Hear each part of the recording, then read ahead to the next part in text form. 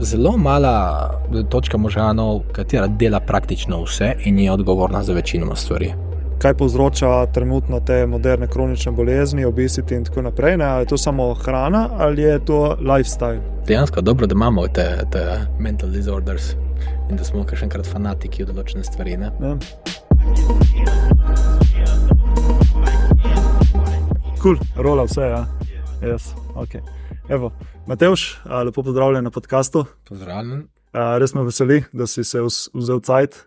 Sem se ful veselil tega pogovora, ker si ful fajn oseba, pa ful znanja imaš na tvojem področju, kjer delaš. Tako da mislim, da bo ta podcast zelo zanimiv, zelo uporaben za številne.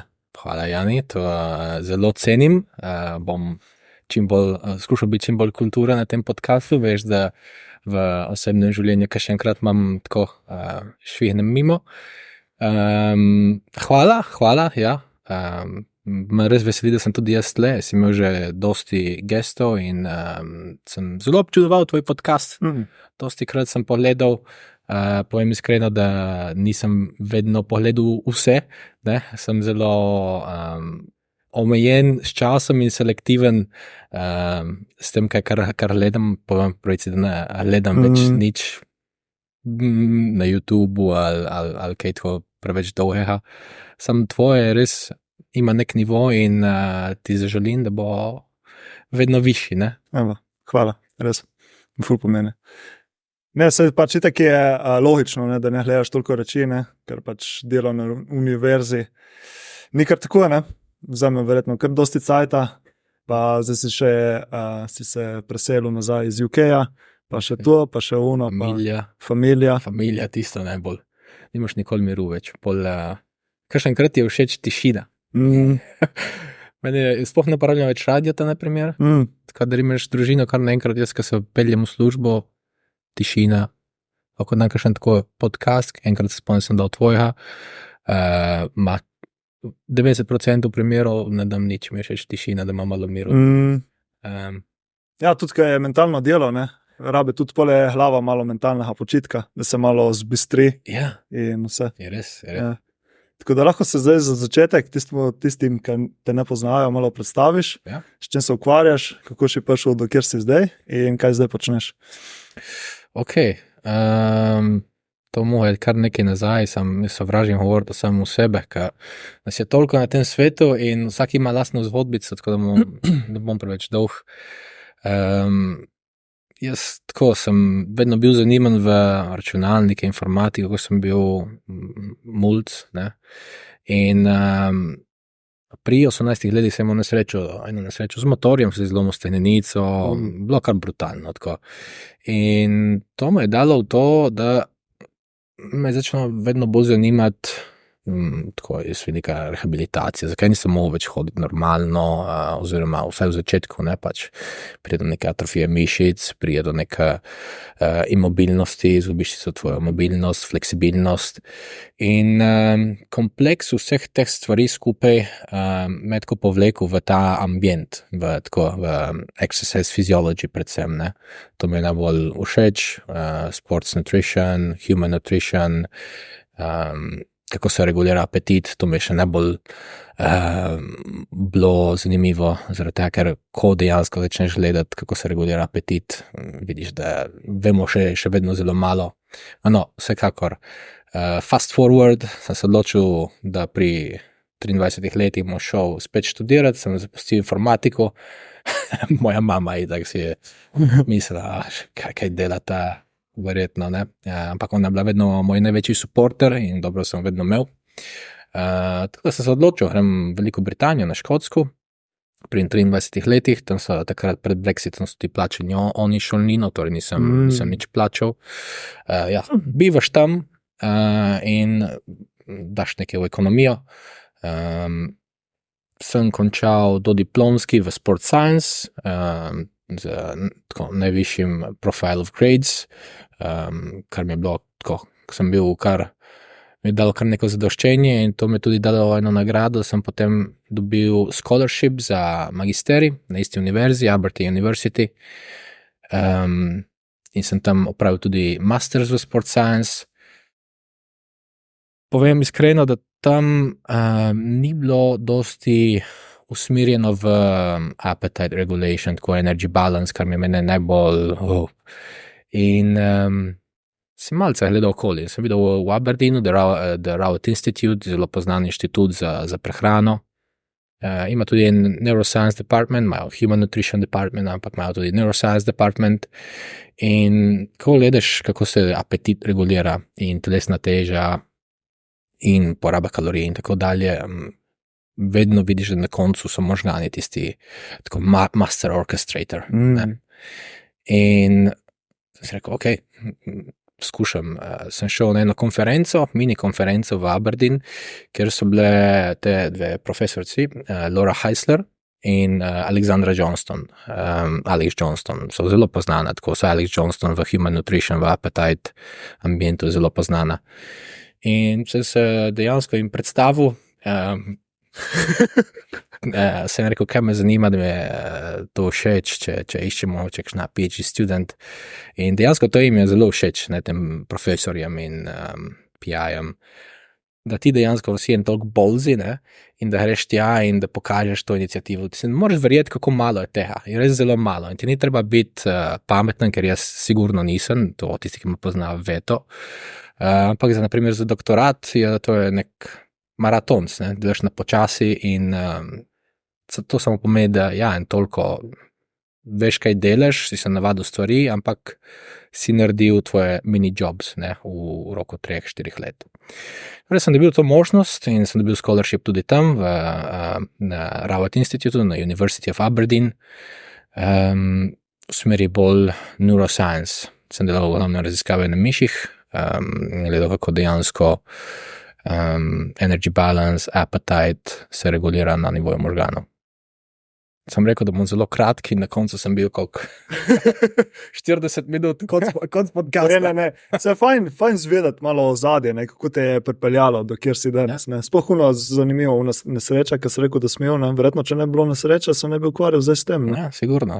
Dostikrat pomislim na to, da ena mala stvar, ne, ena nesreča, ti dejansko pol vnaprej vse spremeni. Je absurdno. Te pošle naprej, ne. Ja. Ja, in pole na podlagi tega si pisal doktorat, ne? In pole si izdal ta zanimiv članek, ki sem ga pole tudi prebral in tako da lahko malo podeliš, kaj je bila tvoja doktorska naloga. Kakšen članek? Ne? Ali je bilo tisto iz doktorata? Tisto je bilo še mojega master's project. Tisto je bil master's. Ja. V tistem primeru jaz sem tako gledal kako v bistvu kalorijska restrikcija vpliva na BMI in... Praktično, kaj me meni zanimalo takrat, je, imamo nekaj komponent, ne, v energy balance, tako bomo rekel, da total daily energy expenditure, naša poraba kalorij, ne, se fragmentira v več delov. Torej imamo resting metabolic rate, to je naš metabolizem, presnova v mirovanju, pač mi produciramo neke energije da lahko normalno delujemo, biološki sistemi, da organi normalno delujejo, možgani in tako dalje. Rabi kar nekaj kalorij samo to. Torej, praktično, če si ti predstavljaš v totalnem mirovanju, ti verjetno porabiš plus minus, oziroma smo zmerili, ne, tebi. 1400 kalorij, če se prav spomnim. No. Lahko, ja. V soboto sem bil pri tebi, ne, Metaboliko Lab, lahko tega povemo malo več kasneje, da te ne bom zdaj interruptal. Tako, in smo zmerili tvoj resting metabolic rate, to je ena od teh komponenti, praktično metabolizem v mirovanju. Potem imamo thermic effect of food, dejansko, ko mi pojemo nek makronutrient, ali so to beljakovine, ogljikovi hidrati ali maščobe, imajo različen termični efekt. No, to je praktično pomeni, koliko kalorij se porabi za storage in procesiranje teh nutrientov. Beljakovine imajo višji thermic effect, maščobe hidrati imajo nižji. In to je ponavadi tako neka general value 10% tvojega vnosa kalorij. No. Imamo to večjo komponento, resting metabolic rate, potem imamo ta thermic effect of food in potem lahko rečemo, da imamo še eno komponento, ki je physical activity related energy expenditure. Torej, poraba kalorij v sklopu fizične aktivnosti, ampak ne samo fizične aktivnosti, to, da bi šli telovaditi ali trening z utežmi, ali da moramo zdaj teči nekaj, kar bi zdaj kalorije, tako.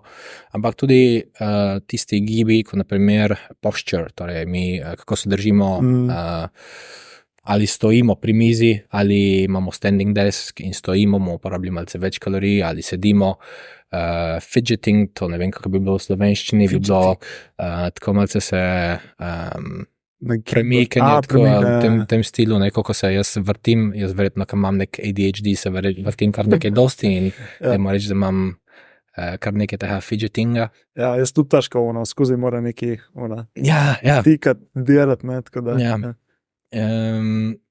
In to lahko varira kar precej med osebami, tudi do 2000 kalorij razlika. Ja.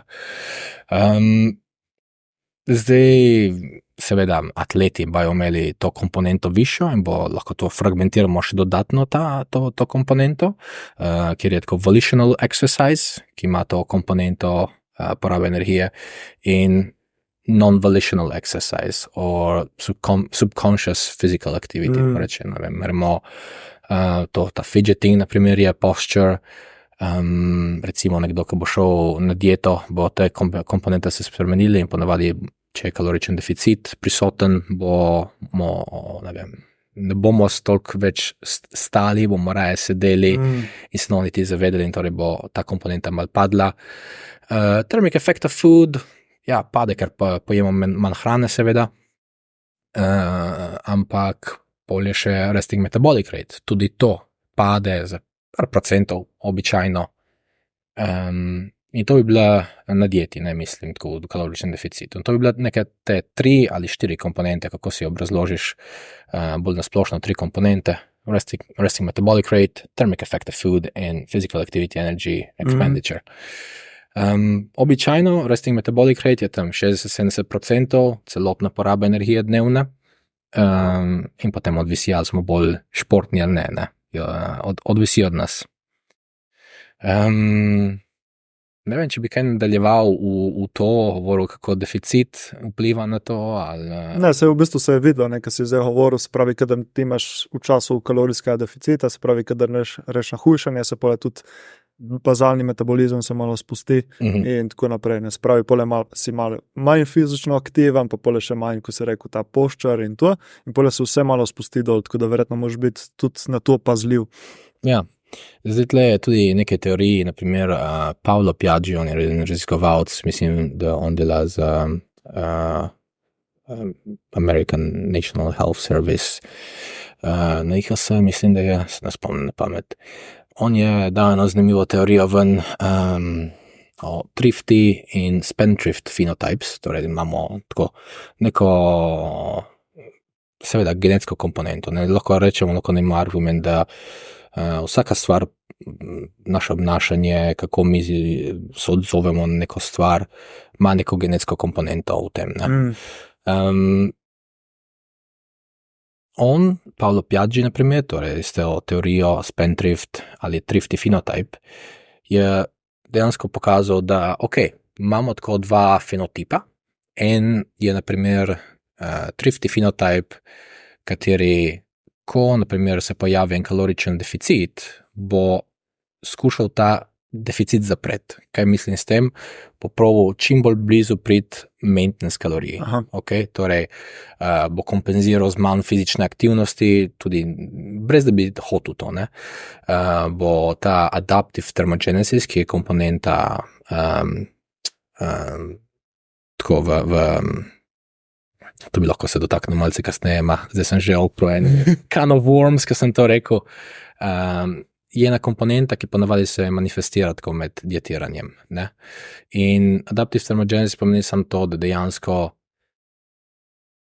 telo, fiziologija se navadi na nek, v tem primeru kaloričen deficit in skuša kompenzirati. Zakaj? Iz vidika biologije in evolutionary biology nam ni nikoli bil cilj imeti six-pack, biti zrezani. Cilj je bil to, da ti si imel vedno dovolj hrane, dovolj body fata na sebi, in lepo lahko prijemo do leptina in tako dalje.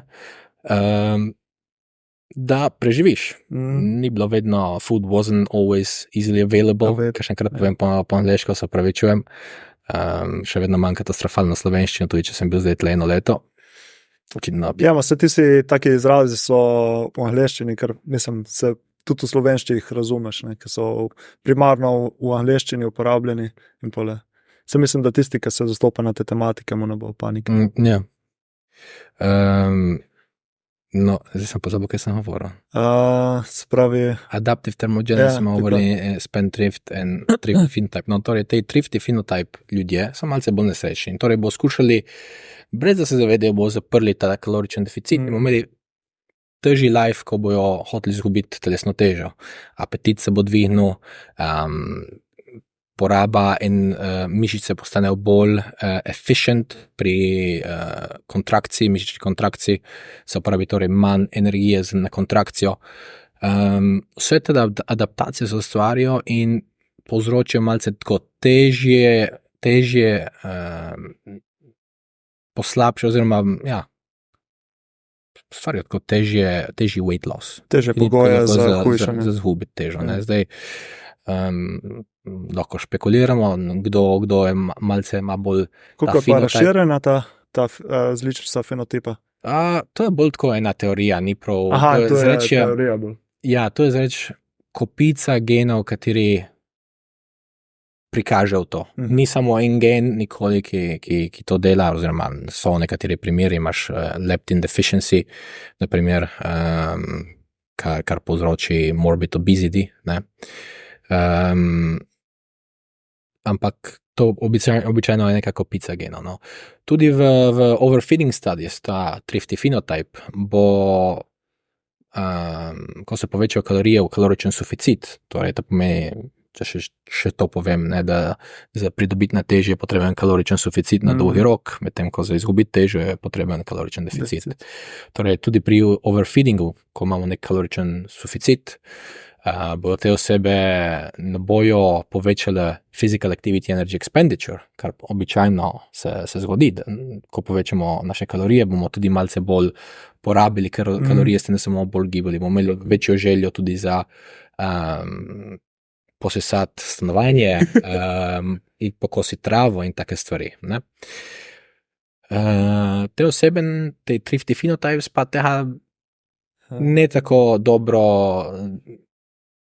skoristijo, tako bomo rekli. In torej pridobijo na teži. Še toliko bolj hitro, ne? Zaradi tega, ker se manj hibajo, pa manj porabijo kalorije. Ja. In v nasprotni smeri pa imaš spendthrift phenotype, ne? Kateri so malce bolj tako, ostanejo vedno lean and thin čez celo življenje. Tu si poznamo nekoga, kateri si mislimo, da lahko poje vse, kar hoče in dejansko ostane vedno tako. Ni prav to res, da zdaj lahko poje vse, kar hoče in bo ostal vedno lean and thin, ker ne vemo, kaj on točno poje v 24 urah in ne samo v 24 urah. To se sledi v naslednjih dneh. Ponavadi, če pojemo en tot kalorij v enem dnevu, v drugem dnevu, v tretjem dnevu, bo vedno neke kompenzacije kasneje. Okay? To možgani konstantno delajo. Ampak dejansko nekateri imajo več sreče tako iz te genetske komponente. In zdaj, kaj se zgodilo v zadnjih 50 letih? Naši geni, tako naš genetic make-up se ni bistveno spremenil. Je res, smo stali približno isti. Kaj se je bistveno spremenilo, je to, da naše okolje je postalo obesogenic, tako rečeno. Hrana je zelo enostavno dostopna in ne samo navadna hrana, zelo kalorična hrana. Je postala malce bolj poceni z leti, oziroma ne, zdaj z inflacijo niti ne toliko. Zanimivo, če si pogledaš, mislim, da je bilo to v Venezueli, ko so imeli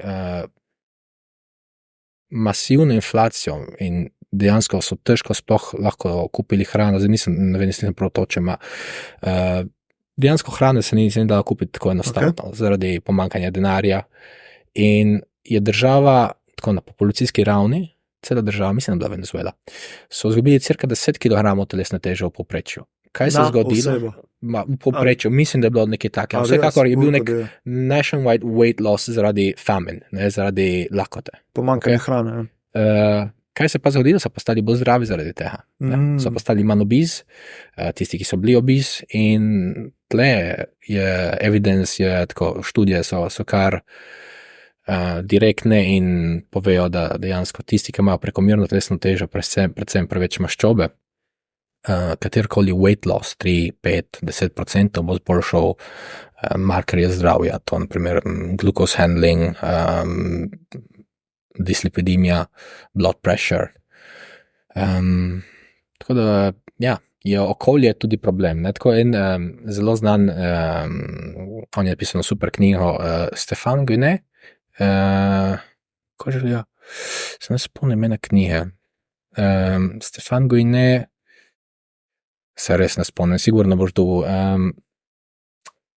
Praktično on je to analogy dal, da dejansko genes is what loads the gun, the environment is what pulls the trigger. Ja. Ne? Torej, Genetika in epigenetika. Ne?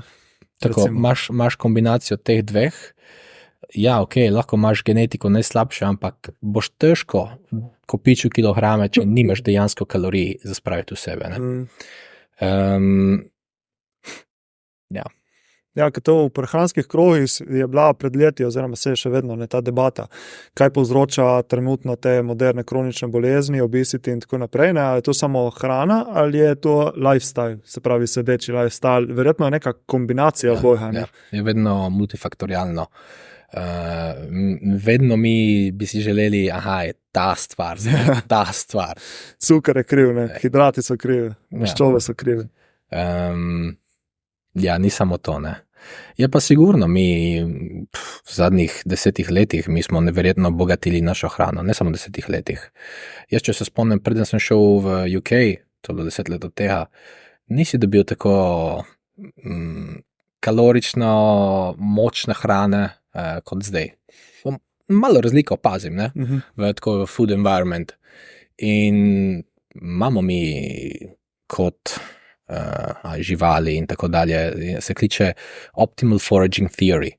In to dejansko, sem sigurno se napačno izrazil, ampak če se ne motim, to je, lahko pogoogleš to, optimal foraging theory. Mislim, da je the value of food divided in calories, divided by the calories required to obtain that food, the value of that food in calories minus the calories required to obtain that food divided by time. Ne? Torej, dejansko, če ti potrebuješ več kalorij za pridobiti isto hrano, ne? Nisi naredil neko super stvar. In možgani to vejo. In mi smo zasnovani na tem principu dejansko. Kaj se zgodi, ko ti greš v trgovino in vidiš tvoje najljubše donuts on sale, ne? Wow, 50% off. Je večja verjetnost, da jih boš vzel, ali ne? Ja, ne? Okay. Ker jih je lažje dobiti, pa še več ti dobiš za manj. Optimal foraging theory. In zelo enostavno, greš v trgovino in vse, kar moraš narediti, je samo plačati. Časa ti porabi zelo malo. Torej, ena dobra strategija, na primer, je za tiste, katere mislijo, da imajo to neverjetno težavo, je dejansko pustiti tako hrano, katera je, ne vem, hiperkalorična, energy dense, kar povzroča overeating tudi, naprimer, jo raje ne kupiti. Če nimaš doma, ne moreš takoj priti do nje. Ne? In zdaj, kaj si ti naredil, če si s to strategijo, naprimer, si postavil barijere. Ne? Torej, dejansko si moral iti do hlače in iti ven, kupiti to hrano. Bom pomislil dvakrat, ker bom porabil že malce kalorij, da bom to naredil. Ne? Točno to. Okay. Zanimivo. Tako, lahko razmišljaš v tej smeri. Ne? Kaj pa recimo, zdaj si omenil hrana, ki se pravi pospeši, se pravi ti da dodaten apetit. Tu je verjetno kombinacija ponovadi hidratov in maščob, se pravi high density calories, volume food in tu verjetno ti pole pospeši dodaten apetit. Ja, torej, če gremo spet na možgana, ti si lahko to predstavljaš na tak način. Ti imaš, ne bom dal direktnih odgovorov, se pravi politik. Lahko si predstavljaš to na nek tak način. Imaš homeostatic feeding, okay, in imaš hedonic feeding. Okay. Torej, hedonic oziroma homeostatic part of the brain and hedonic. Homeostatic gleda sam bolj na to, da dobiš dovolj kalorij. Okay? Hedonic gleda tudi pleasure, reward. To so deli možganov kot ventral tegmental area, nucleus accumbens. Ko ti dobiš dovolj kalorij, ampak imaš še ta reward, high sugar, high salt, take kombinacije, energy dense per calorie, per gram, imaš tudi ta reward. Ne? In ko imaš ta reward, ena komponenta, naprimer dopamin, dopamin ni toliko glede pleasure, je anticipation of pleasure. Seeking pleasure. Anticipation of pleasure oziroma reinforcement. Torej, Reinforcement of pleasure. Bo dejansko naredilo tako, da dopamin naredi to, da ti ponoviš tisti action. Ker ve točno, pol možgani vejo točno, zakaj se je šlo, to je bilo super. Hočemo spet ta donut. Ja. Torej, je vedno kombinacija, nisi nikoli videl nobenega jaz cukrne žlico, ne? Bi še rad, lahko da sem bil jaz, ko sem bil mičken, sem naredil kaj takega, ne? Ma ne dobiš. Ja, ponavadi, si predstavljaš, kakšne piškote, Nutella, ne? In je vse, ko se rekel, high sugar, high fat, in zraven mogoče, če dodana še nekaj malo soli zraven, ne? Še toliko polebuš, ker ti vse stimulira. In če pomisliš tako, je tudi ena stvar, ki se kliče sensory specific satiety. To je praktično,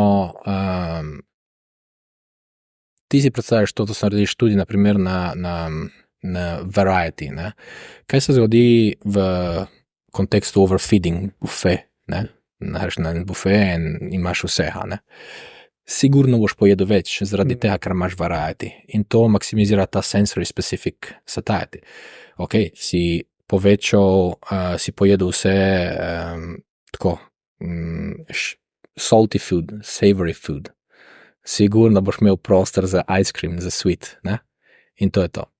Torej, naprimer, če imaš en tak kontekst, kjer hočeš minimizirati vnos kalorij, ker imaš tako nek impulsive eating epizod, je smiselno se omejiti samo na eno specifično hrano. Naprimer, imaš en buffet, začneš zelenjavo, da nabereš čim več volumna v želodec, čim manj kalorij, naprimer, in potem se fokusiraš naprimer na beljakovine.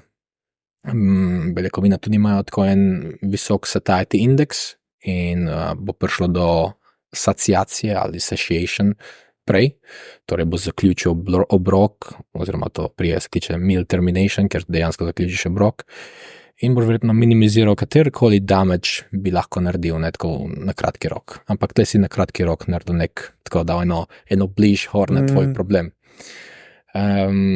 Vsekakor imaš na dolgi rok energy balance, ki se regulira v možganih in bo vedno prišlo neka kompenzacija. Če lahko, tako sem še omenim, oziroma prepustim tebi, oprosti, jaz ne vem, jaz preveč imam feeling. Ne, vse dobro. Jaz, ko začnem, pol se nek motorin. Ne, vse dobro, da se razvija dve debate naprej. Veš, ki me je zanimalo, zdaj si omenil, da se možgani regulirajo. Kako si mislil, v kakšnem smislu? To lahko bi malo razložil. To je lep analogy, ki dobiš tudi v textbook. In dejansko sem to dobil v textbook, hipotalamus, ne, ko reč, ko je nek manjše jedro možganih, zelo sredini možganov, zelo tako v jedru. Zelo mala točka možganov, regija, katera dela praktično vse in je odgovorna za večino stvari. Energy, homeostasis, appetite. In v enem textbooku so celo to napisali, ne? It's the brain region responsible for the triple Fs. Okay. Feeding, fleeing and mating. Dejansko so tako napisali v knjigi in jaz to vedno dam v moje slide, noter se študenti malce nasmejo. Če začnemo tam, je ena specifična regija, ki se tiče arcuate nucleus v hipotalamusu in tam imaš tako dve populaciji nevronov. Okay. Ena je propiomelanokortin, POMC, POMC, in druga je AGRP, agouti-related peptide. Ja. To je zelo zdaj nasplošno, zelo nasplošno. Niso samo te dva, ampak hočem biti zelo splošen, ker sigurno nekateri bo že shut the fuck up. Ne? Te dve populacije imajo tak yin-yang relationships. Okay. Veš kaj je yin-yang, tisti je, ko en tako je aktiviran, drugi, ko je en aktiviran, drugi je v inhibition state. Ne? Torej je ko nek break accelerator, tako rečeno. Okay? Podobno kot recimo za analogijo simpatik, parasimpatik. Se pravi, kadar je en aktiviran, to drugi pač bravo. Ni. In kaj dela POMC? POMC je v glavnem tako reguliran od preko anoreksigenic signals, oziroma kar supresira apetit, tako naprimer leptin, smo prej omenili. In torej POMC na koncu je preko leptina, preko te leptin signaling pathway, to je zelo nasplošno, tako zavira apetit, zmanjša food intake. Medtem ko pa če imamo naprimer grelin, ne? Grelin je pa orexigenic hormon, stimulira apetit, torej se tako narase 30 minut pred enim obrokom, pred nekim običajnim meal patternom, ki imamo, če jemo v 12, ob 11:30 se bo grelin začel pulzirati, hello, go and eat, in bo stimuliral tisto drugo nevronsko populacijo, AGRP. Okay? Niso samo te, lahko rekel POMC in kokain, amphetamine related transcript so skupaj in pol imaš AGRP in NPY so skupaj. Je bistveno bolj kompleksno, ni dobra ideja to, da začnem. Samo da dobimo malo konteksta. Okay. Torej so te dve glavni populaciji, katere imajo ta efekt na apetit in tako je, na food intake.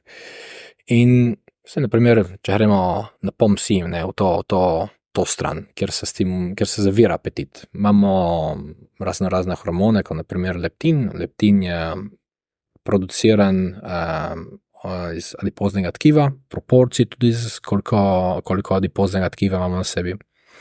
Zdaj, če si kdaj slišal za Obi Mouse, naprimer, to je miš, katera ne producira leptina in je obis običajno, ne, vidiš, imaš to sliko navadne miške in zraven to Obi Mouse, nekaj je leptin deficient.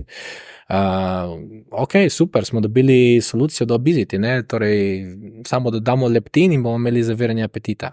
Not really, to deluje samo... Ni tako enostavno, verjetno. Ni tako enostavno. In to deluje samo pri tistem kontekstu, ko dejansko imamo kakšno mutacijo v leptino. Okay?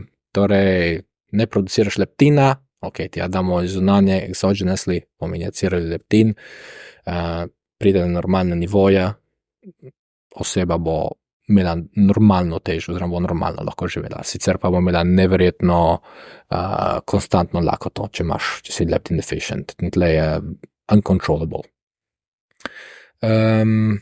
Torej, to je problem, naprimer, da leptin, je zgleda, da je holy grail in to bo naslednja generacija farmakoterapije, zdaj imamo GLP-1 agonist, ki so zunaj in delujejo fantastično, iskreno povedano. Spravi ki so to zdravila, v bistvu. Tako je, GLP-1 pa stimulirajo leptin. Glucagon-like peptide 1 je, tako bi lahko rekel, en hormon, kateri se v glavnem sintetizira v možganih, so receptori tudi drugje, sintetizira se v dorsal vagal complex, oziroma v nucleus of the solitary tract, to je tle v brainstem, in si slišal lahko kdaj, da ima tudi kakšen adverse effect, cirka polovica ljudi, kateri jemljajo ta GLP-1 agonist, semaglutide, liraglutide, Ozempic so zasnovani na tem. Ima tudi aversive effect to feeding, torej naprimer in noža. To ustvari tudi nek noža, nekateri imajo tudi slabost, bruhanje, zaradi tega, ker naprimer je ena regija možganih, area postrema, to je blizu nukleusa of the solitary tract. Area postrema je zelo pomembna za ta gag reflex in nožja. Torej, ko ti zaužiješ neko substanco, če pride do detekcije, da je to nek strup, kar si spravil v sebe, je area postrema ključna, da ti pol vržeš ta strup ven sebe. Ne? In to pride do neke detekcije about toxicity, tako rečeno. Okay. Zdaj sem šel sideways kar precej. Ja. Ne, se je dobro, da si omenil recimo zdaj ta zdravila, ker sem te mislil tudi vprašati glede teh zdravil, sploh Ozempic je ena taka, ki se mi zdi zmeraj bolj popularno in sploh v Ameriki, ki so še korak pred nami, se to začelo masovno priporočati pa pisati recepte in tako, pa me zanima tvoje mnenje glede tega. Ti bom tako rekel. To je sigurno, farmakologija postaja vedno boljša in boljša in dejansko ta generacija, kako deluje, je zelo enostavno. Zmanjša apetit in vnos kalorij za cirka 600 kalorij. Okay, tako v povprečju. Torej ti poješ cirka 600 kalorij manj, ko bi pojedel normalno in jasno, pride do izgube teže. Zdaj, prej smo govorili o te energy expenditure, oziroma total daily energy expenditure, resting metabolic rate, thermic effect of food and physical activity related energy expenditure. S časom manjši postane človek, manjša bolj pade naša telesna teža, manjša tudi poraba kalorij nekoga, ki ima nižjo telesno težo. Torej, predslej ta deficit 600 kalorij se bo zmanjšal. Okay? Torej, predslej bomo prišli do neke maintenance, točka, kjer ne bomo več izgubili težo. Še ena, po mojem, ni omenjeno dovolj, ampak bariatric surgery, naprimer Roux-en-Y, gastric bypass, je še vedno najboljši način, je surgical intervention, torej moraš iti do kirurgije in tle so tudi limitacije, jasno, nekoga, ki ima BMI 40 ali in več in ima zelo visok adiposity fatness, ni tako easy, da gre v surgery, vedno nek riziko, vedno nek riziko komplikacij, ampak je še vedno to najboljša strategija, še boljša kot farmakoterapija, bariatric surgery. Je še vedno to najboljša strategija za izgubiti telesno težo in vzdrževati. Je pa tudi res, da to je neka stvar, katera se implementira šele, ko smo implementirali lifestyle intervention. Zdaj, koliko korakov na dan narediš? 2000, verjetno moraš začeti malce več se mihati. Ni tako enostavno, kot prej sem ti rekel, imamo nek genetic make-up, je ta oseba zasnovana tako, da jim je težko se gibati. In tle, ko se ti začneš boriti z lastnimi geni, boš vedno zgubil na koncu. Ni šans, da se boš ti zmagal tvoje biologije. Lahko pa implementiraš določene trike. Ti ne všeč delati se gibati dosti, minimalistično, kaj bi lahko naredil, da bi zgubil čim več teže na čim bolj easy način. Še vedno se moram gibati. Če ne gledamo dieta, če gledamo samo tako energy expenditure. Prva stvar je maksimizirati to, da uživamo v tem, kar delamo, da imamo vsaj neke užitke. Mene vsako toliko mi je všeč trenirati z utežmi, večinoma I lift my fork right now. Je heavy fork ali je light fork? Imam ta jokes tudi z mojimi študentami vedno, če me kdo vpraša, če še vedno treniram in to je moj dogovor. Torej, si dobiti nek trening, ali je to zumba, ali je to trening z utežmi, karkoli, važno, da nekaj delaš, da povečaš aktivnost. Ali je laufati, ali sprehodi, ali karkoli, ampak ključno je consistency na dolgi rok. Nekaj, kar se vidiš, da lahko delaš na dolgi rok. Ne samo to, da lahko naredim to za 12 tednov in pol, I don't give a shit anymore. Ne. Mora biti neka stvar, ki je intrinzična in veš, da ti je všeč delati.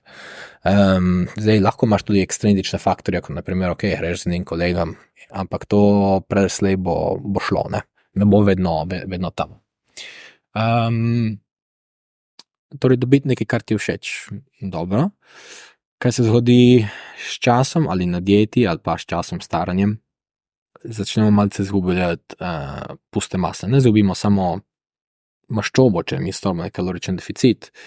Ni šans, ne. V večini primerov bomo izgubili tudi nekaj mišične mase. Zdaj, to je tudi odvisno, kako je agresiven naš kaloričen deficit.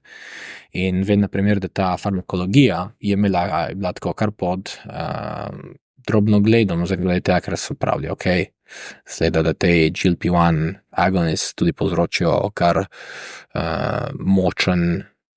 močno redukcijo v fat-free maso oziroma v mišični masi. Stvar je taka, ja, ok, kaloričen deficit bo sigurno to ustvaril, prije do atrofije organov. En organ od teh je tudi mišična masa. Ni idealno, da izgubimo mi mišično maso. Zakaj? Zaradi tega, ker mi se premikamo, hvala mišični masi, ampak ne samo. Je tudi tako nek glucose disposal point, ne? Kamor le glukoza, ko mi pojemo, kamor grejo lipidi, ko mi pojemo, ne? Torej, mišična masa je ključna, ne samo za oksidacijo, ko mi dejansko se premikamo, ampak tudi kam gre, ko se mi ne premikamo, te nutrienti. In tudi zaradi tega, če pogledaš katerokoli študijo, tisti, ki imajo manj mišične mase, imajo večji all-cause mortality rates. Ne? Ja, sigurno je iz mojega vidika, jaz bi reč imel več mišične mase kot manj. Ne? Ni treba ti biti Mr. Olympia, sigurno ne. Ampak, če bo šel v fitness tako 2-3 na teden, to je, si že kar dober, si že v dobri fazi z nekim programom. Kako je tudi na dolgi rok, ko si omenil, ne, se pravi, pusta mišična masa z leti pada, ne, in ti hočeš čim bolj ohranjati tudi na stara leta, da bo še vedno vitalen, pa za zdravje, pa tako naprej. Ne. Ja. In tam nekje pri 30-40 letih ponavadi mišična masa začne tako padati počasi, sarkopeničnost, lahko rečemo temu. In to se pospešuje z leti. Torej, ne vem, pri 40 začneš izgubljati 0,2%, potem bo šlo vedno hitreje, ne? Pri 70-80 boš izgubljal blizu 1% na leto pusta masa. Ne? Kaj se tudi zgodi, ko si starejši, se kliče tako anabolic resistance, ta fenomen, in naprimer ti, ko zaužiješ nekaj beljakovin, 20-30 gramov beljakovin, mi, tako, younger adults, ne, imajo en respons in bojo maksimizirali mišično protein sintezo za nekaj ur z 20-30 grami beljakovin. Medtem ko starejša oseba, 60 let, bo potrebovala 2-krat toliko za same efekt, za imeti podoben efekt. Torej, za starejše je tudi pomembno, da pojejo večje obroke beljakovin, kar je precej težko, ne. Se pravi, manj obrokov in tiste obroki, ki so imajo več beljakovin noter, se pravi, da imaš med obroki dovolj cajta, da lahko tvoje telo absorbira tiste beljakovine. Ja, tako recimo.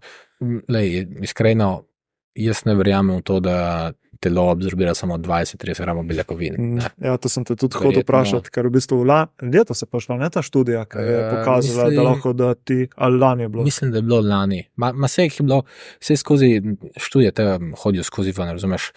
Ok, ena študija prišla, to ne pove nič, ne. Zelo verjetno mehanizem je ta, ja, ok, mi smo maksimizirali muscle protein synthetic response. Torej, še tako da rečem, imamo muscle protein synthesis, ne, ko pojemo malce beljakovin ali pa treniramo z utežmi in pojemo beljakovine, bomo imeli bistveno višji muscle protein synthesis, ne, kombinaciji teh dveh. Medtem, če samo pojemo nekaj beljakovin, bomo imeli nek manjši respons, ampak bo tako. In tukaj imamo, ne vem, nek protein balance, muscle protein synthesis in pa imamo muscle protein breakdown. Če imamo več muscle protein synthesis kot muscle protein breakdown, bomo verjetno dobili nekaj na mišični masi. Če pa je obratno, imamo več muscle protein breakdown, bomo dobili. Ne? In torej, Ja, je pomembno za starejše, saj smo govorili o teh starejših, ne, da se zgubim, da pojejo več beljakovin v obroku. Ni pa easy, zaradi tega, ker z letami zgubiš ta senzori, tako bom rekel, hrana nima tak dober okus, ko je enkrat imela, predvsem beljakovine. Vprašaj nekoga, ki ima 60-70 let, nek poje malce piščanca, ko skuhanega, spečenega, brez nič. Boku jest cardboard, ne, karton. Bo dejansko isto za njih, ne bojo uživali v tem. Postane vedno težje dobiti dovolj kalorij, dovolj beljakovin, z letami. Ja, pa tudi pole naslednja ura, kad se ti zmanjša tudi želodčna kislina z leti, ne pri vseh, nekateri tudi, in pole zaradi tega tudi tiste beljakovine, ki pojejo, jih ne dovolj dobro prebavijo in pole manj dobijo ven z tega, tako da je verjetno tudi ta pole malo. Tudi to, pol imaš tudi, na primer, prej smo govorili leptinu in grelinu. Pulzacije grelina niso več tako močne, kot so enkrat bile v mlajših letih, torej ta drive to eat ni tako močen, hkrati pa leptin je tudi pade malce. In temu se lahko reče anorexia of aging, če se ne motim. Ja. Praktično apetit pade z leti. Predvsem tudi okus. Food doesn't taste as good. Ne? In torej, good luck eating 60 grams of protein, 300 grams of chicken, tako rečeno, pri s tem, da taste like shit, ne? Mislim, not like shit. Smo razumeli. Ni tako okusno. In postane težava. Kombiniraj vse to skupaj, moraš jesti več beljakovin, ampak ti je težje, imaš večji, verjetno muscle protein breakdown, oziroma imaš ta anabolic resistance, potrebuješ dnevno več beljakovin in moraš tudi trenirati z utežmi, sigurno, zaradi tega, ker imaš pospešeno izgubo mišične mase.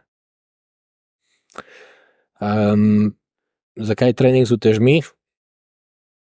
Zaradi tega, ker to je najbolj minimalističen approach za zajeti vse komponente, ki boš povečal bone mineral density. Pri starejših se lažje zlomijo kosti. So malce bolj krhki kot mi. Komponenta, ena od teh komponent je nižji bone mineral density. Trening z utežmi poveča bone mineral density.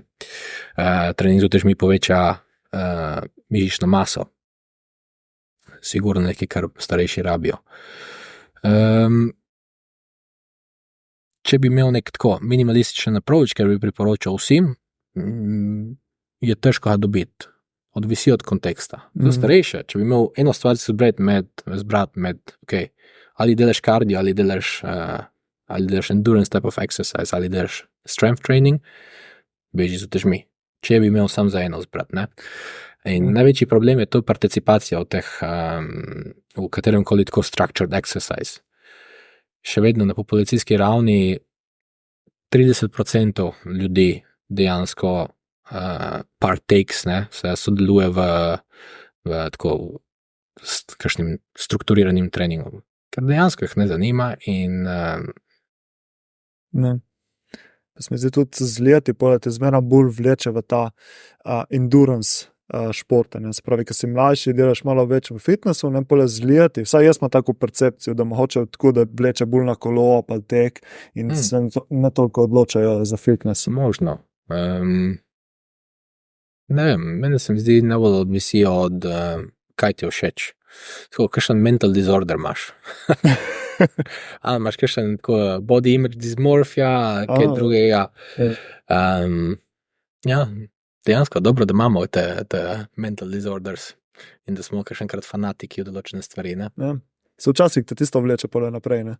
Se polej nekateri bodybuilderji, ne?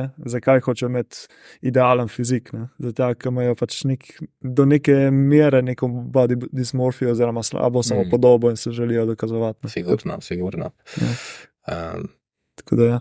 A še kakšna taka prehranska pa lifestyle strategija, kako se pole soočati s tem leptinom? Kaj ti Leptin. prije tako recimo na pamet? A, Prej smo a. govorili od leptina, poleg gremo Mhm. še malo na grelin, bilo je malo zaokroženo. Tako je. Leptin je proporcioniran, ko smo rekli prej, v proporciji z koliko maščobe imaš na sebi in ne samo, tudi koliko kalorij ješ. Mislim, da so gledali to z refidi, torej če si kaloričnem deficitu in imaš premalo carbsov, sigurno leptin pade, ne samo zaradi zmanjšanja adipoznega tkiva, ampak pade takoj mislim, da v enem tednu. Možnost je povečanja kratkoročno 4 do 24 ur leptina z refidi, naprimer, predvsem ogljikovih hidratov in glukoze, to je naprimer, mislim, da tako bolj glukoza, bolj kot fruktoza ima efekt na leptin, ampak to je spet kratkoročno, torej ja, lahko narediš kakšen refeed oziroma free meal, greš z nekom na pico, da ne kompliciraš, ali na sushi, ne. To je ena strategija, naprimer, ja, ne bo imelo sigurno efekta na leptin, ampak bo zaviralo, bo zmanjšalo, bo omogočilo prej do saciacije pri obroku, je to, da naprimer so pokazali tisti, ki spijejo, mislim, da je bilo cirka pol litra vode pred obrokom, 15-20 minut pred obrokom so imeli 15-20% nižji kaloričen vnos pri naslednjem obroku, pred istem obrokom, torej kratkoročno se da tudi to narediti. Zdaj je več mehanizmov, kateri zaznajo v možganih, ali smo nekaj pojedli ali ne, jasno, seveda, volumen v želodcu, tako ta mehaničen stretch želodca, to je en signal, kateri se gre do možganov in dejansko pove, da nekaj se dogaja v želodcu, torej kakšenkrat sigurno solata bo pomagala, kakšen diet soda, ne, sparkling water sicer, bo lahko ti omogočilo, da poješ manj, oziroma da lahko reš, da zaspiš, ne, tako rečeno, če si lačen zvečer. Kaj pa recimo low carb, keto, ker recimo poznam kar dosti, sem slišal za številne posameznike, da so imeli nekontrolirano lakoto, pa skozi lačni pa ono teče, in pole low carb, keto, LCHF, vse te variante so pole nekako pomagale. To direktno vpliva na leptin ali grelin, ali na oboje, ali kakšen mehanizem je odzadaj za tem? Good question. Ti ne bi znal tako da govoriti, bi ti rekel, bi ti špekuliral in bi ti rekel, ok, kaj se zgodi, in ti si takoj pobral ven zdaj ogljikove hidrate. Okay. Kar naenkrat si pobral eno celo komponento, celotno skupino hrane iz tvoje prehrane. In tako si dal neke meje. Ponavadi pride do tega, do prenajedanja, toliko kaj drugega, nekdo, ki hoče delati neko restrikcije z hidrati in tako dalje, če nima sploh možnosti niti 1 grama pojesti, to je neka barijera oziroma neka restrikcija, katera pomaga, da ti lahko spelješ dieto in torej, bom jedel samo beljakovine in maščobe in sem izločil eno celotno hranjeno skupino, bo verjetno vse skupaj bolj enostavno. Če ti deluje, fantastično. This is the diet for you. Tle ni nobenega pravilnega napačnega odgovora, odvisi od konteksta.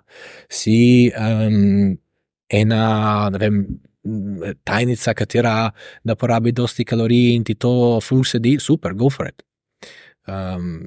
Si en športnik, kateri, ne vem, dela dosti šprintov, potrebuje carbse, maybe not, ne? Odvisi od konteksta. Bolj kot drugo je to, da dejansko boš imel večji fokus na beljakovine in na maščobe, in temu reči beljakovine imajo večji tako appetite suppressing effect in torej to bo pomagalo, recimo. A mogoče tudi kaj povezano z inzulinom, se pravi, kadar imaš manjši vnos ogljikovih hidratov, se pole tudi potreba po inzulinu zmanjša, manj je nihanje krvnega sladkorja, mogoče tudi zaradi tega, ki?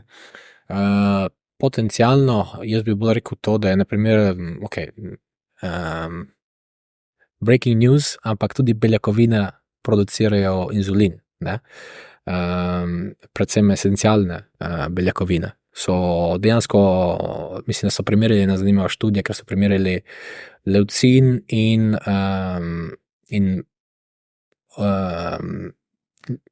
bel kruh. Mislim, da je bilo zdaj tle lahko, da govorim totalno bedariju, bilo nekaj takega, no, da pač praktično v tistem kontekstu so bile ali esencialne aminokisline ali BCAA, brain chain amino acids, so bile bolj inzulinogene kot dejansko kruh. Zanimivo. Ja, torej inzulin dejansko ima appetite suppressing efekt, ne stimulira apetita. Ne? In inzulin se pojavi, ko imamo glukozo v krvi. Inzulin is the good guy. Inzulin pripelje, se pojavi, ko imamo glukozo v krvi in pripelje tisto glukozo do primernih točk, do jetrni glikogen, v mišični glikogen in ja. Ja, ker nekateri so pa mnenja, da je lih inzulin tisti krivec za vse, za debelost in sodobne bolezni, ne? Ker v bistvu, ko si rekel, pelje stvari noter v celice, v mišice, v organe in tako naprej. Ja. In če pole presežek sladkorja, maščob gre noter v celice in pole, ne, in tako naprej in tako naprej. Ni inzulin to kriv nobene stvari, je kaloričen suficit, ki to dela, ne.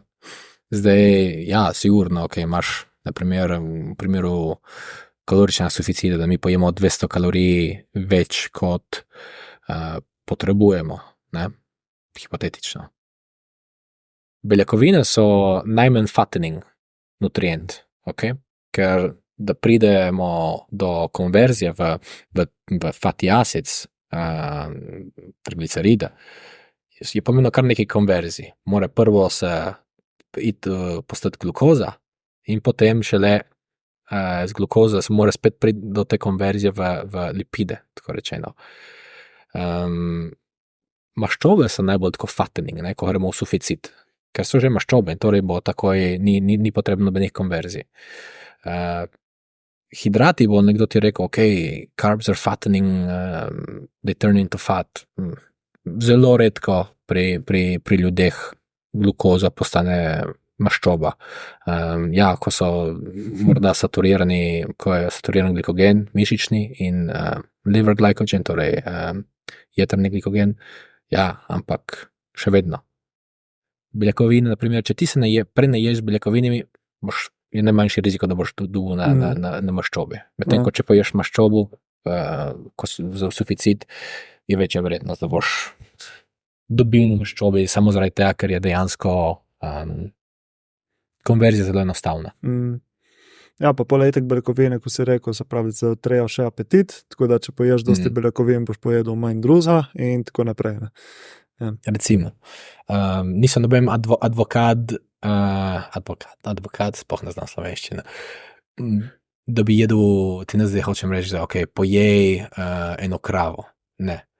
Koliko recimo tako priporočaš, ko za splošno populacijo oziroma za procesu nekega hujšanja beljakovin?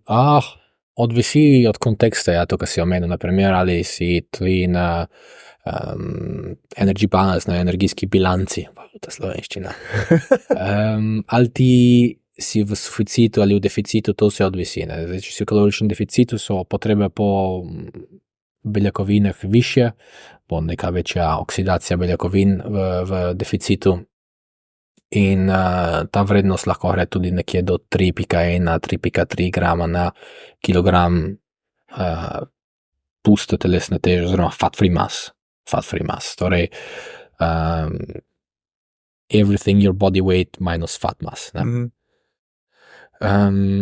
V skrajnem primeru.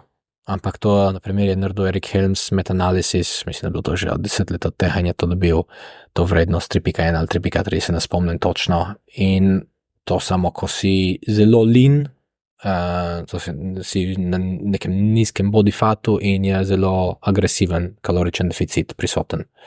V tej kombinaciji, dajmo reči, da bi bilo potrebno 3,1, 3,3 grama na kilogram fat-free mass za ohranjati pusto maso. Okay. Ja, to je pole na konci full beljakovin, ogromno. Ja, kar nekaj. Ne? Nekoga, ki ima 100 kg fat-free mass, in to dvomim, da je dosti ljudi na tem svetu, samo si olajšam mojo kalkulacijo, bi to bilo 310-330 gramov, če nekdo ima toliko fat-free mass. Ne? Zdaj, večinoma ljudi ima, ne vem, koliko smo gledali tebe zadnjič? 16. Fat-free mass, ne, koliko smo? 16. 16, ja. Fat mass, verjetno. Ja, fat mass, ja. Aha, torej, če koliko kilogramov si imel? 93, ja. Tako da 72? Mi ne gre kalkulacije. Nekaj takega, no, torej 72 krat 3,1 recimo, tam tistih 220, cirka 230 gramov, ne. To je bilo. Če bi ti hotel iti na bodybuilding tekmo, ker bi hotel priti do nekega body fata 5%, ok? In ne bi hotel zgubiti niti ekstra grama maščobe. Za normalne ljudi, kateri trenirajo z utežmi, lahko začnejo komot z tiste spodnje meje, torej mislim, da to je 2,3 grama na kilogram fat-free mass. Za začetek odvisi pol, če nekdo noče zgubiti niti grama, ne, mišična masa, bo takoj verjetno šel na višje vnose. Sam pot pa si omejen, koliko hidratov in maščob spraviš lahko v sebe. No, to je. Na koncu je še vedno, ko si rekel prej, ne, kalorijski deficit, se pravi, možeš pojesti manj, ko porabiš na dolgi rok, ne samo na dnevni bazi, ma pač na tedenski bazi. Tako, ja. Ja, običajno tako, da folk začne dieto in dejansko zgubi nek masiven deficit, zgubijo 3 kg v prvem tednu, pol pa so zelo žalostni, ker ne zgubijo več nič. Ok, si zgubil 3 kg, večina bila voda, večina bila tista hrana, ki si prej toliko jedel v tvojem digestive system, tudi držiš manj vode, pač vežeš manj vode, glikogen veže vodo. In te komponente dejansko pol demotivirajo nekoga, ne, da zgubi na telesni teži. Nočem reči, da moraš zgubljati hitreje ali počasneje telesno težo. V obeh primerih, če imaš tako obesity, ne, v obeh primerih je, če ti uspe zgubiti telesno težo in ne samo zgubiti, problem je pol ohraniti, ne. Ali greš hitreje ali počasneje, čisto ok. Na koncu boš verjetno pridobil nazaj tisto mišično maso, ki si izgubil, zaradi tega, ker si šel malce recimo bolj agresivno v začetku z dieto, ampak boš pridobil nazaj tisto mišično maso, če je treniraš z utežmi, seveda, kar is a must, ne, pri vsem, ki hočejo izgubiti na teži. Spravi beljakovine, tu so osmoti. Še sem te še vprašal, zdaj malo zamenjam matematiko. Kaj pa fasting, intermittent fasting, prolonged fasting, zdaj v zadnjih letih se ful promovira, oziroma številni ljudje dobili veliko rezultatov, ampak nekateri so pa malo skeptični, ker zaradi izgube mišične mase, puste mišične mase. Spravi, je super za izgubo kilogramov teže, ampak nekateri pravijo, da je prevelik izguba tudi puste mišične mase, da bi se pole lahko... Ok, prvo pomembna stvar je definiraj fasting, kokur. To lahko gledamo na tak način. Z vidika fiziologije, imamo jetrni glikogen, naprimer, ne, ima cirka 80 gramov hidratov, vsebujejo cirka 80 gramov hidratov. In je ključen, da čez dan daja sprošča glukozo za funkcioniranje vseh organov. Okay? Torej, ta glukoza je tako stabilna praktično čez dan. Pri fastingu prvih 16 ur, mislim, da niso neka težava, jaz se bo začel sprazniti ta jetrni glikogen, počasi prazniti, ampak šele ko se jetrni glikogen sprazni, in to mislim, da je popolnoma prazen pri cirka 24 urah, tako med 24 in 28 urah, se poveča potreba po glukozi. Okay. S kje se ustvarja lahko glukoza, naprimer, ko je nimamo več v sistemu, iz telesnih beljakovin. Telesne beljakovine je mišična masa tudi, ne? Torej, v tistem kontekstu, ja, bi me malo, ne bi priporočal nekaj takega fastinga več kot 24 ur na dan. Torej, sigurno vsaj en obrok bi bil smislen, bi imel smisel. Mislim, da to pa je najbolj popularno Martin Berkan. On je imel Lean Gains je klical ta njegov website in on dejansko je, mislim, bilo to 2008-2011, ko sem začel z intermittent fasting prvič. To je bil moj prvi approach. In še vedno delam tako intermittent fasting, brez da se zavedam. Se zbudim zjutraj, spijem kavo in pol grem v službo in jem šele ob 11. poldne, ko gremo s kolegi. Koliko ur ti rata bole fastinga? Nimam pojma. Da imaš zvečer. Kakšnih 6, 7. Ja, pole rata enih 15-16 ur. Ja, 14-16. Iskreno, delam bolj zaradi tega, ker sem breakfast skipper, torej imaš ljudi, kateri so breakfast eaters in breakfast skippers, ne. Zdaj, če ti všeč je zajtrk, go for it. Lahko tle bi se ustavil pri temu, bi razbil malo ta mit, da je v bistvu zajtrk najbolj pomemben obrok v dnevu. A je? Ali ni? Sej je pomemben, sam depends when you break the fast, ne? Breakfast. Okay. Ja, to je bilo full lame joke. Se bilo dobro. Ni najbolj pomemben, je dejansko, mislim, so vsi pomembni, tvoje kalorije so pomembne. Spet odvisi, kaj ti je cilj. Pri vsaki stvari bi lahko rekel, odvisi od konteksta. Če bi hotel biti prav asshole, ne? Odvisi od konteksta, ker to je res. Ti ne bom priporočal tebe isto stvar, ko bi priporočal eni 50-kilogramski ženski. Ne?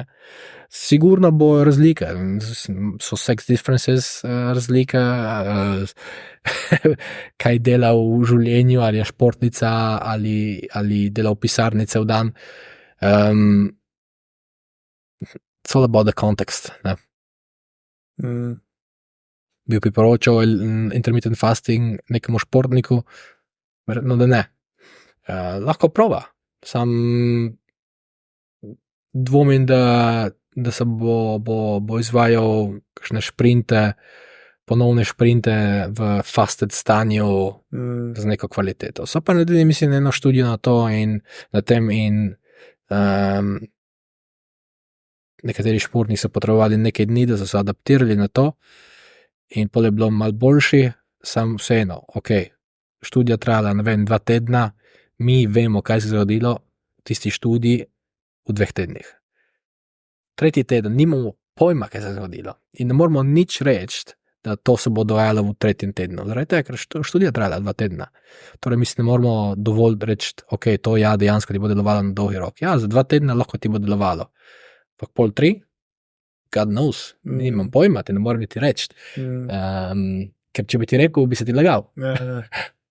Ne, to me je zanimalo, ker tudi jaz sem breakfast skipper, mi zjutraj mi ful ne gre za jaz, ampak pol je slišal z vseh strani, mislim sej, ne da me ful sekira glede tega, ampak sem se že pač navadil, vem, da je to samo pol je slišal z druge strani, ne, da kao, ne smeš spustiti zajtrka, ne, pa ono, pa treče, pa pole nekaj zadržkov je tudi pole pri hormonskem delovanju na dolgi rok, sploh pri ženskah, ne, se pravi, če je preveč fastinga, lahko prija do nekih hormonskih neravnovesij in tako naprej.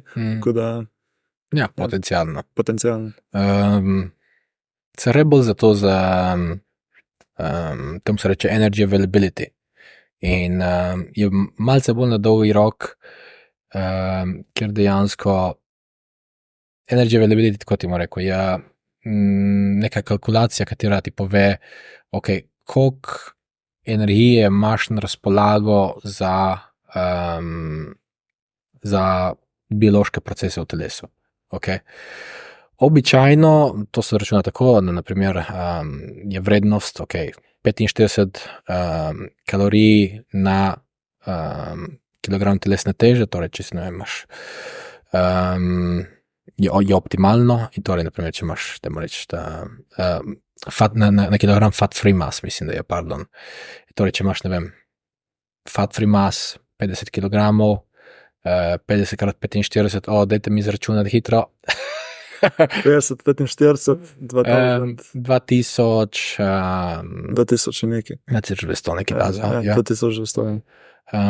Torej, to bi bil nek optimum za nekoga, ki ima 50 kg fat free mass. To bi bila recimo ena športnica, ki ima 65 kg, precej lean,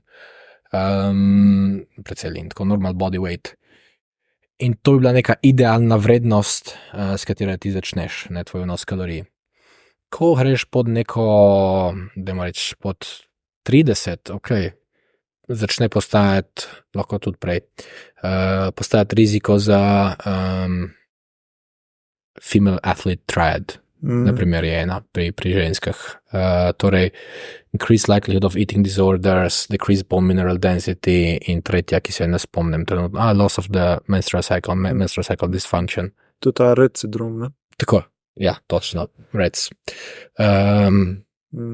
To sem ful poslušal pred leti, sem bil na enem predavanju oziroma konferenci, kjer je govorila ta naša slovenska zdravnica, ki se ukvarja z špuncami, športniki, mislim, da sem pozabil imena. In potem je v bistvu rekla, da do tega Rett sindroma pride predvsem zaradi kalorijske restrikcije, ko se zdaj rekel, ne. Če je pa prolonged calorie restriction, potem pride do raznih težav, ne. In tu perfect example so anorexic patients, naprimer. Oni imajo vse te tri obkljukane, ne? Low bone mineral density, jasno, eating disorder in menstrual cycle dysfunction. Samo ko prije do povišanja body fata, in to tudi povezano seveda z leptinom, leptin je ključen za reproduction. Ko se poveča body fat in kalorije, samo takrat se bo menstrual cycle vrnil, tako rečeno. Ja. Zanimivo. Zdaj se pravi, hrana smo, fizična aktivnost smo, zdaj smo malo postenja. Kaj pa recimo dopolnila? Vem, da si ti tudi v tem svetu dopolnil, pa si tudi pomagal razviti v trgovini naši AVP, pa dopolnil in to.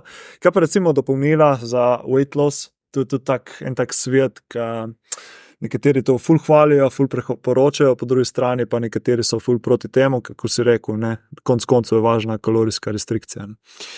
Ja. Tle iskreno, ni dosti tako agentov oziroma teh substances, katere imajo nek appetite suppressing effect, ne, katere supresirajo apetit. Kofein, najbolj enostavno, poveča malce energy expenditure, tudi potencialno zmanjša apetit. Iskreno povedano, če se ne dotakne farmakologije, je težko res najti kaj, kar bi jaz lahko rekel, sem siguren, da to bo imelo nek efekt. Še kofein je tako malce piss in the ocean, ne. Predvsem verjetno preko tega, ki ti dvigne energijo, malo pospeši metabolizem, verjetno preko tega ti malo pomaga, ne? Največ. Mislim, da pokuriš 30-40 kalorij več, ko si vzel 250 ali 200 mg kofeina, nekaj takega. Vse ostalo pol gremo v illegal drugs. Primer DNP, če si kdaj slišal. To je bila farmakološka intervencija pred drugo svetovno vojno, naprimer za izgubiti telesno težo, ampak so tako dobro izgorevala maščoba, da tudi so ljudje izgorevali, ne. V kakšnem smislu izgorevali? Se je povečala izguba energije preko toplote praktično, ko so jemali ta DMP. In to je zaradi tega, da so tudi banali, ne, pol kasneje. Amfetamine so tudi uporabljali za weight loss. Ti tam primer, zakaj jaz ne bom nikoli nekomu rekel, farmakoterapij, to je to holy grail. To mislim, da je bilo lorcaserin, en serotonin 2C agonist in praktično supresira apetit. Stvarili so ga, mislim, da 20 let od tega, 10 da je to tega nekaj takega. Pred par leti so pobrali dosti trga zaradi tega, ker so dejansko pokazali, da ima nek večji riziko za raka. Statistično gledano, sem si mislil, ok, če to je statistically significant, ok. Sam dejansko je vedno nek riziko, ne? Je vedno nek riziko. Farmakologija je tako, da mi, se da testirati na miših, ker imajo accelerated lifespan, ne, torej, mislim, miši živijo 2 leti, ok. To je njihov lifespan. In lahko vidiš zelo na hitro, kaj se dogaja. Ampak nikoli ne moreš vzeti ene študije, katera je bila samo na miših in reči, da to bo delovalo pri ljudeh. Na zdravje. To se mi ni pa že dolgo zadelo. Kurva. Se pravi čujem. That's what she said. Bi moral počakati, da prvo spiješ, ne? Bej, da se ne sme natakati v puhan kozarce. A res? Ja. In kaj se zgodi, če Vse prvino je tako. tiste boste morali ven rezati? Ne, to pustimo samo te. Vse prvino je tako, da ti ne pustijo do toče, A da res? ti ne spiješ. Ja. Okay. Vse v brdih je tako. Greš okrog, oziroma lahko greš s tuforo Mm. okrog, ne, če vidiš, da ima malo noter, ne, Mm. da ne pije, ne, greš okrog, ja, da izpi, da ti natočiš. Okay. Ja, zdaj sem te malo prekinul. Hvala Bogu, res. Sem v mojem, tako bo folk poslušal, tisti, ki bo poslušal, fuck. Ne, vse je dobro. Zdaj pokažeš, koliko znanja imaš glede tega. To si naštudiran. Ne, Pa le modim, ne, to je to. Dejansko jaz se zmišljavam stvari, to sploh ni nič res. jaz se zmišljujem as I go along. Along the way. Upam, just kidding, guys. To si povedal na začetku, da to ni vezano z univerzo. Poudari, highlight, dajte še kakšen napis, ko jaz govorim. Disclaimer. Yeah, these are my personal takes and opinions, not endorsements. Veš kaj, na tej točki lahko še malo predstaviš tvoj lab in kaj počneš tam, pa tudi glede tega, kako lahko pole tudi z analizo metabolizma, ker zdaj si mi razlagal, da lahko tudi vidiš, ali ima nekdo res počasen metabolizem, da je zaradi tega težko mu zgubiti neko težo, ali ni tako, ali ima težave s ščitnico ali ne in tako naprej. Takrat vem, da sem mi tudi nekaj omenil v tej smeri. Ti povem tako, da v večino primerih folk ima tisto, kar bi si čakal, tako normalen metabolizem. Ne?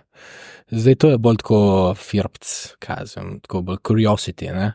Če te zanima, koliko kalorij porabiš in hočeš biti siguren, ničeš zračunati z enačbami, bolj ti bomo znal povedati klinično natančno, koliko porabiš. Ker v laboratoriju imam par naprav, ena od teh naprav je indirect calorimetry, to je gold standard za merjenje energy expenditure at rest, torej pri mirovanju, ti se uležeš, si daš to napravo gor in dejansko si se videl, si skoraj zaspal, ne, ali si celo, ne vem. Ne, na meji sem. Si bil na meji. Skoraj. Vidiš, ko se lepo zrelaksiraš, pa je doma? Parasimpatik. Sem šel do. Parasympathetic system se dvigne, sympathetic system se spusti, okay. In to je ključno pri tem testu, da ti dejansko priješ čim bližje temu basal metabolic rate. Ker dejansko ne boš nikoli prišel do basal metabolic rate, ampak boš prišel v nek resting metabolic rate, ki je blizu, ne? Ko se zrelaksiraš. Test traja 30 minut, kaj ti moraš sam delati, sam dihaš. Dihaš normalno preko te maskice, to je breath by breath analysis, torej vsak tvoj vdih in izdih se analizira, kisik in CO2. In dejansko mi na tak način povemo v kliničnih študijah, to je spet gold standard način za to dobiti, koliko kalorij ti porabljaš v metabolizmu, v aktivnosti metabolizma in tudi kakšen nutrient oksidiraš. Biokemijsko gledano fatty acid, kaj je to na jezik? So hotel reči maščobne kisline in fatty acid skrati, fatty acid. Maščobne kisline imajo določene vezi, biokemijsko gledano, določeno število ogljikov, in to je nekaj, kar nam pove, kaj oksidiramo, ali oksidiramo torej kar tisti, te fatty acids, te maščobne kisline, ne, zaradi tega, ker prije, naprimer, več CO2 ven, ali manj, ali je glukoza, Torej, da podlagi tega mi lahko povemo, ali smo oksidirali v tistem trenutku ali glukozo, ali maščobne kisline in tudi koliko kalorij porabljamo v tistem trenutku v metabolizmu. Ne? Tudi ta equation, ta enačba je stara zdaj 70 let, Weir equation, in je še vedno se uporablja za merjenje kalorij v mirovanju. To je ena naprava, ki imam, to je gold standard, in to je verjetno moja najljubša in najboljša naprava. Tudi sem kar nekaj meritev teh delov za moj magisterij, tako da traja 30 minut, dejansko ležiš 30 minut, zadnjih 15-10 minut imaš še to maskico na sebi in da jaz lahko imam dovolj podatkov, da polanaliziram in ti dejansko povem, koliko kalorij ti kuriš v mirovanju. To vse, kar ti lahko povem. Pole ta rezultat multipliciraš za stopnjo aktivnosti, da pole vidiš, koliko ti porabiš na dan in pole, če se odločiš za hujšanje, koliko to znižaš, 250, 200... Po mojem, dobro je naprimer začeti s tem energy availability ali da vidiš, ali pa lahko narediš enostavno tako. Imaš resting metabolic rate zdaj, ja, super, ok. Uporabljaš kakšen activity tracker, imaš Apple Watch, kar je, naprimer, je precej dober, ali kakšen Garmin, da ti približno zračuna, koliko kalorij pokuriš tedensko preko fizične aktivnosti. Imaš to komponento, thermic effect of food, smo rekli 10%, imaš te 3 glavne komponente, ok, dobro. Recimo, da treniraš z utežmi in tisto tudi poveča metabolizem v naslednjih tako 3 dneh, do 3 dneh, za par sto kalorij. Ampak, če gremo samo te 3 komponente, jih poznaš, super. Zdaj je opcija ena, hočeš izgubljati težo počasi, ti je cilj maximal performance, si in season in si ne moreš dovoliti nobene izgube performansa, nobenega rizika, poškodbe, ker kaloričen deficit, jasno, je recovery deficit. Ne? Bom manj... Porjato. Ta je bil tudi na zadnje snemanju. On diši tako kot jaz. Vse te stvari se da rezati ven, ne? Thank fuck. Dobro, bloopers. Zdaj nas je zmotil. Torej, to se da zračunati, dejansko koliko fizične aktivnosti, če imaš kakšen Apple Watch, kaj ta za thermic effect of food in resting metabolic rate, ki ti lahko jaz zmerim in si lahko siguren, ne, da porabiš to kalorij. Če imaš te 3 komponente skupaj, se šteješ, ok, to je total daily energy expenditure. Zdaj, kaj boš naredil tle, lahko začneš počasi in znižaš vnos za 5-10% in vidiš, kaj se zgodi, počakaš 2-3 tedna, se vahaš zjutraj, vsako jutro idealno, da imaš čim več data points, tešč, seveda, takoj, ko si porabil WC in vidiš, ali je trend telesne teže pada, ali ohranja, stane isto, ali rehor in korigiraš. Okay. Počakaš vsaj sigurno 2-3 tedne, se videti, če se kaj dogaja ali ne. In če ne izgubljaš telesne teže, počakaj še en teden in če še vedno ne izgubljaš telesne teže, znižaš za 5%. Kakšen je tako nek optimal weight loss rate, če hočeš ohraniti več puste telesne mase, mišične mase. Zelo zanimiva študija, ki so naredili to, mislim, spet 10 let od tega. So izgubljali med 0,7 in 1,4% telesne teže tedensko in so opazili, da ko izgubljajo težo med 0,7 in 1,4% tedensko, da so uspeli elitni športniki, kateri se trenirajo z utežmi, ohraniti performance, mišično maso. Ampak zanimivo pa je bilo tudi, da tisti, kateri so izgubljali težo počasneje, torej skupina, ki je izgubljala 0,7% tedensko, je dodala nekaj na moči in nekaj malega tudi na pusti masi, če se dobro spomnim. Tako da, ja, če ti je cilj prezervirati čim več mišične mase, kar je cilj vsakemu športniku, zdaj so nekateri konteksti, kjer hočeš izgubiti čim več teže, čim hitreje, zaradi tako imaš fight čez 8 dni in tle so absurdne strategije, manipulacije vode in tako dalje. Se ne bomo spuščali v to, ker to ni zelo science-based in ne bi priporočil nobenemu, ampak jasno, imaš pogodbo, da moraš biti 10 kil lažji čez 10 dni. Boš naredil whatever it takes, ne boš jedel in boš jedel led, ne? Tako rečeno, da se boš nasitil. In dejansko to se dela. To je najbolj poznano pri MMA, boxing fighters in tako dalje. Torej, hočeš izgubljati čim bolj počasi telesno težo, če ti je cilj maksimizirati performance, ohraniti pusto maso. In torej to zakšna powerliftinga, bodybuilderja, sprinterja, to je sigurno cilj, ne? Če pa ti je cilj samo izgubiti telesno težo, mišično maso in maščobo, lahko reš tudi bolj agresivno, ne, tudi nad 1,5%. In so določeni konteksti, ker to se da, naprimer, več imaš energije na sebi, maščoba, manjši je riziko, da boš zgubljal pusto maso, ne. Ampak spet, mislim, toliko puste mase jo boš sigurno zgubil in v nekaterih primerih lahko zgubiš tudi 60-70% puste mase od tiste celotne zgube, ne. To se zgodi pri tistih, ki ne trenirajo z utežmi. Če ti ne daš stimulusa mišični masi, da ostane, jasno, mišična masa je metabolično precej aktivna in torej sigurno jo nočeš ohraniti, če si v kaloričnem deficitu, med prvimi, ki bo šla.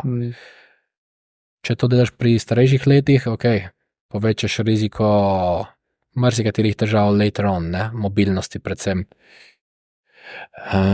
Če si mlajši, pa you can get away with it, ne, in boš pridobil nazaj na tisti pusti masi čez kakšen teden, mesec, ne. Vsekakor ne bi to priporočal nobenemu razen v specifičnih kontekstih. Neko. In pole zraven tega, pole še pravi še 2 napravi. Sem pozabil. Čakaj, botpod pa electrical impedance. Bioelectrical impedance, Bioelectrical impedance, ki pa pole v bistvu sestavo telesa, se pravi, koliko ti puste mase in maščobne mase. So 2 različni sistemi, praktično botpod je air displacement plate, mi ne uspe izgovoriti besede, platysmography, mislim, in praktično deluje na podlagi volumna zraka, katerega izpodrine, ne. Torej, densiteta je praktično mass divided by volume. Sem sigurno napačno to obrne enačbo, vsekakor mislim, da prav, ker zdaj sem edital vlog in mislim, da je mass divided volume. Ok, super. Da ne zgledam complete idiot pred listeners, kar ni težko zame. Botpod deluje na tak način, je neka alternativa hydrostatic weaving, kjer ti se zvahaš pod vodo in dejansko vidiš, koliko volumna vode izpodrine. To je tako blizu gold standard. Gold standard je DEXA skaner. Če hočeš najboljšo metodo, beži narediti DEXA. Stvar je pa taka, da vse moje naprave za telesno kompozicijo so validirane, ne, v študijah in so uporabljene tudi v študijah. Torej, če jaz lahko dejansko izvedem visoko kvalitetno študijo v mojem labu. Če grem zdaj na botpod, to je tako neinvazivno, traja 3 minute test, je bolj primerno v določenih populacijah, ko si ti opazil, tisti, ki imajo nižji, tako v ekstremih BMI-ja, ni tako super. Pri ženskah zgleda, da deluje boljš kot pri moških, po pravici iz tudi personal experience, ne bi si smel kaj ta zadovoljiti reči, ampak tako nek informed decision lahko imam tudi jaz in po tistem, kar sem videl, deluje boljš pri ženskah kot pri moških. Imam še drugo točko tako, za potrditi telesne kompozicije, ki je ta naprava za bioelectrical impedance. Pošlje mikrosignal, električni signal prek telo, preko elektrod, ni čutiti nič, seveda si sam testiral. Marsikdo že to uporabljal, s tiste tanite in tako dalje. Sam seveda to je validirano za research use, ne? Torej ima nek nivo in je kar refinirana metoda na podlagi gold standarda DEXE. Ne? So ustvarili kar nekaj regresij, algoritmov, katerih dobro zračunajo telesno kompozicijo na podlagi, koliko je rezistenca enega tkiva in drugega, ne? Koliko se upira eno tkivo in drugo in koliko prenaša električen impuls. Konduktivnost mišic je večja, manjša maščoba bolj izolira in to na podlagi tega se da zračunati telesno kompozicijo. Zadnja naprava je še ergometer Monarch, spet gold standard za meriti, naprimer V2 Max na kolesu, se uporablja v kliničnih študijah lahko tudi, ker je dejansko tisto je gold standard in prav to sem hotel imeti, da en dan jaz lahko ponudim to tudi pri nas in nekomu, ki mu ni treba iti na univerzo, v eno študijo, da lahko zve, koliko kalorij porabi, da imamo nek tako high quality training, high quality metabolic testing, high quality body composition analysis tudi kot neka storitev tako na Horiškem, ne. Če bo delovalo, ok, sicer pa nič pomel tako, en mini laboratorij v moji kleti. Boš delal pa sam študijo pole, ne? Ja. Zdaj je rekla sestra, sta poleg ki govorila o teh dneh in tako, ona zdaj dela magistersko, da bi tudi pole uporabljala tvoj laboratorij za meritve in tako da, ker ste tudi lahko še s kom povežem, da se malo poknektaste in tako. Ja, meni je bila dobra izkušnja, tako da imaš fajn ambient, ko se reče, ne, fajn izkušnja, zvedel sem nove reči, sploh sem vedel, da imam kar visok metabolizem, ker si nisem mislil, da je toliko, ne. Mislil, da je tam 2-300, po enačbah je tam nekje med 2-300 in 2-500, potem na koncu je prišlo 2-450, ne, tako da zdaj vem, da moram malo več jesti, ne, če čem dobiti na masi, ne, in tako je. To seveda tudi odvisi, nekdo si bo mislil, da ima nižji metabolizem, je pa ključno tudi to, mislim, ključno. Zdaj, če nekdo je dietiral 2 tedna prej, agresiven deficit, bo sigurno padel malce resting metabolic rate, ne. Torej, dobro, da prije na testiranje tako na nek weight maintenance, ne energy balance, da poje toliko kalorij, koliko jih porabi za vsaj cirka 2 tedna, ne. Če hočeš realistično, točno imeti skalkulirano. Je pa zelo težko to kontrolirati, ne. Predvsem ljudi, ki to zanima, ponavadi ali so skozi na dieti, ali to ono tretje in ni tako enostavno. Tako da Metaboliko 2 Lab. Ja. Spet na stran nišes? Imam domenu, imam premalo časa za karkoli, moram kaj postati na Instagram in Facebook. Se nekaj bo kontenta z tega podcasta pa z vloga, tega bom podelil, boš lahko šeril naprej. Hvala, Jani. Tako da Metaboliko Lab, Rožna dolina, če ne ljudje, ker ne ti napišejo na Instagram, po mojem ne boš se zmeni stepole. Karne mi Metaboliko 2 na Instagram, če ne tudi, mislim, sem naredil nekaj flyerjev, imam tudi sodelovanje z ABP Sport in SportFit gymom, torej tisti, kateri kupijo kaj v ABP Sport,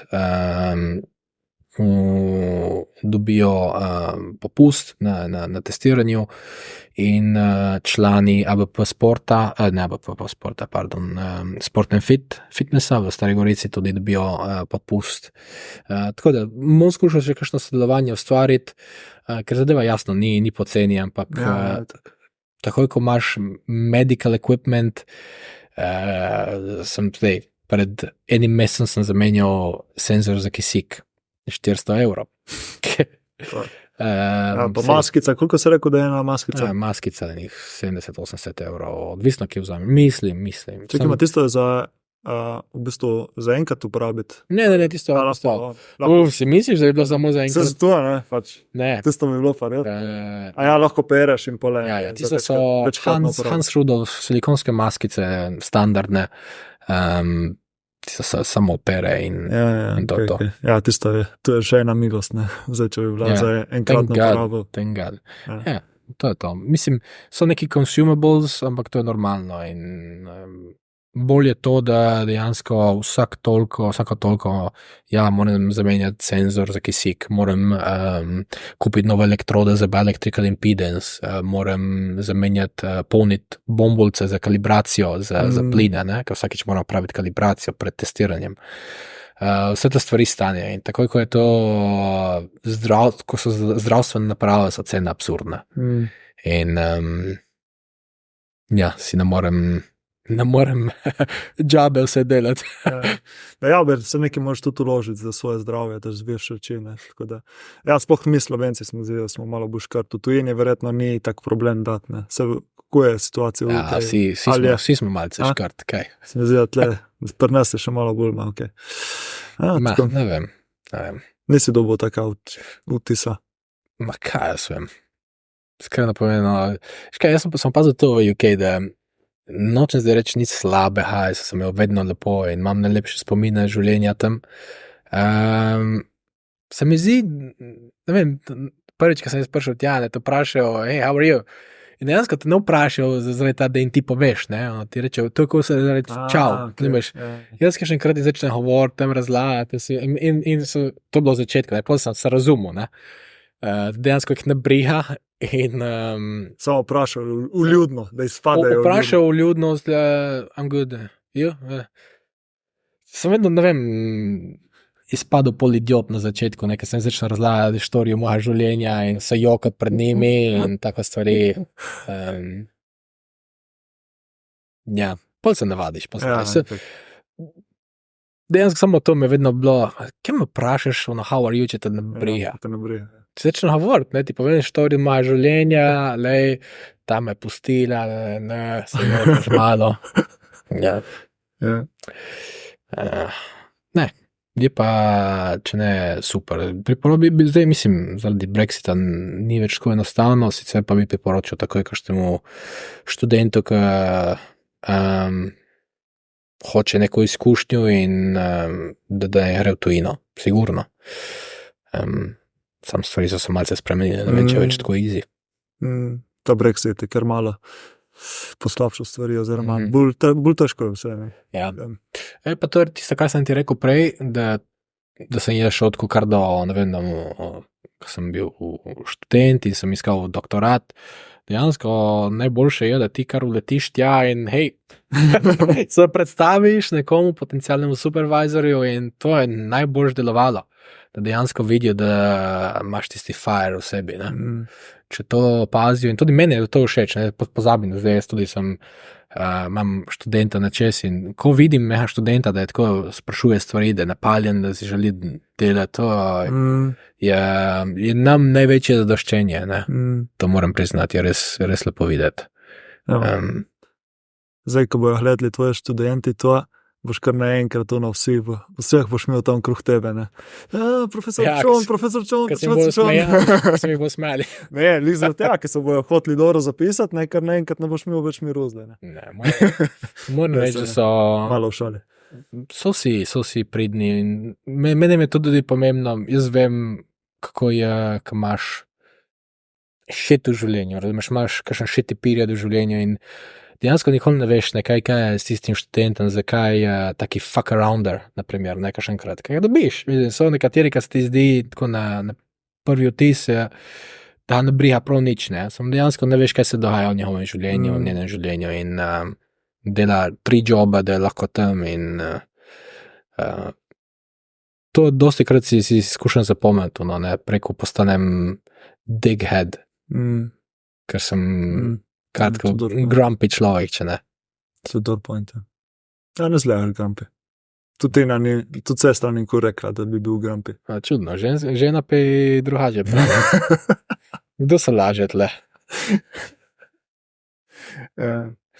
Dobro, ne. Se malo se moramo tudi nasmejati. To je bil joke.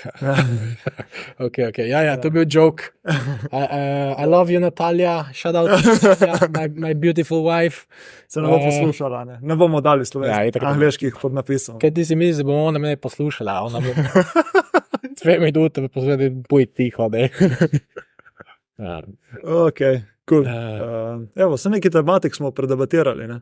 Zaključimo tle, ne? Smo rekli, da bi mogoče še od športnega performansa bo ratalo preduho, ne? Tako da mogoče enkrat v prihodnosti še eno. Z veseljem, Jani. Hvala, ker si me povabil, mi je bil čast in fajno bi se zgodilo, ne? Ja, tako je. Smo govorili o tem 1 leto. Ja.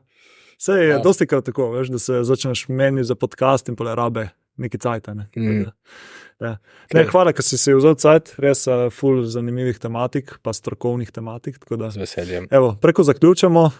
Ne vem, če si prišel do konca kakšnega našega podcasta. Za konc imamo za vsakega hosta 2 vprašanji. Kaj zate pomeni dobro počutje, pa 3 nasveti za več dobrega počutja.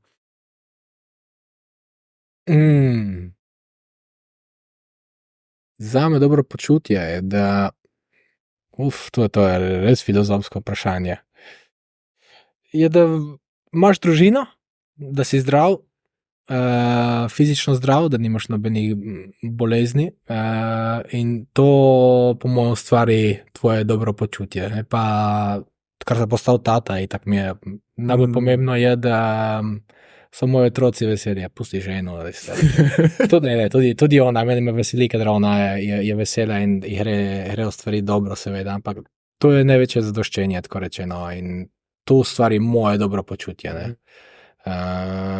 To je najbolj tako rewarding tudi, da ustvariš lahko tudi veselje od drugih preko tvojih akcij.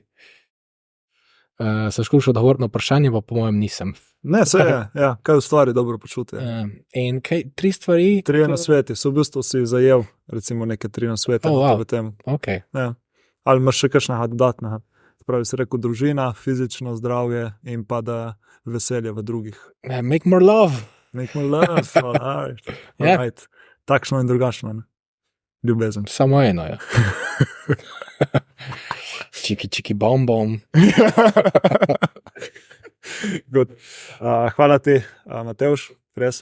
Tako da upam, da je bilo vsem zanimivo. Dajte prečekirati lep od Matevža.